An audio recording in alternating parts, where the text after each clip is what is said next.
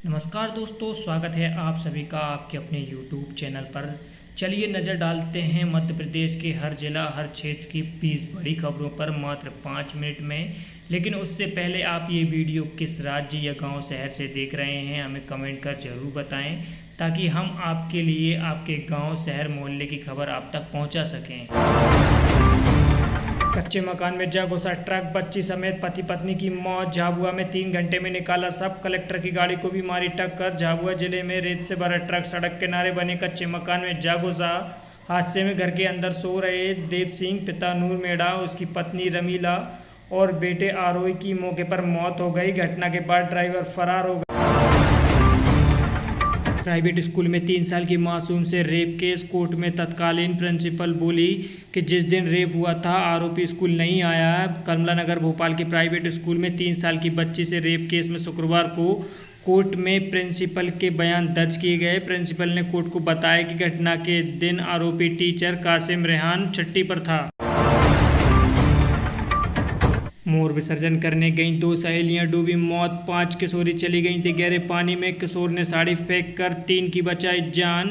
ग्वालियर में मोर छठ के मौके पर शुक्रवार को भाई की शादी का मोर विसर्जन करने गई 2 सहेलियों की खदान में डूबने से मौत हो गई है। दोनों एक ही मोहल्ले के रहने वाली थीं। पानी में 5 किशोरियां उतरी थीं, जिसमें से 3 को बचा लिया गया, जबकि 2 की मौके पर ही मौत हो गई।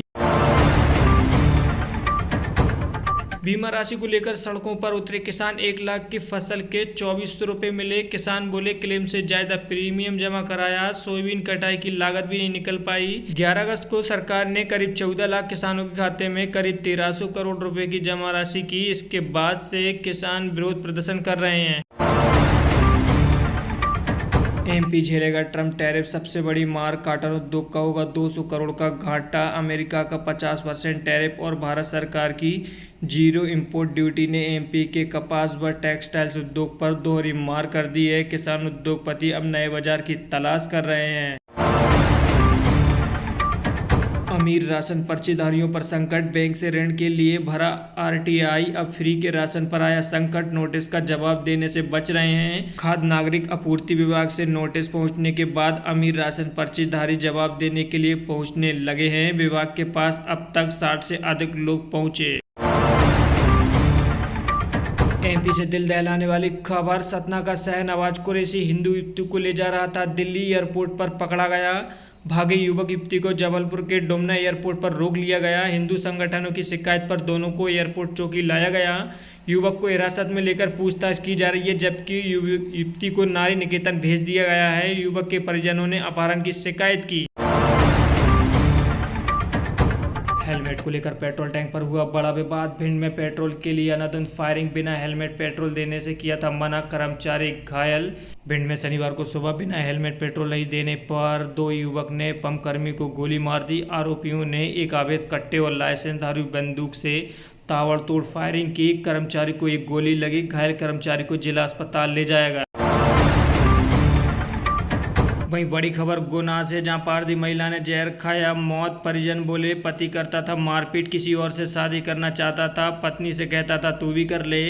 शहर के हड्डी मील पर रहने वाली एक पारदी महिला ने जहर खा लिया। महिला के परिजनों ने उससे जिला अस्पताल ले जाया गया, जहां उसकी मौत हो गई।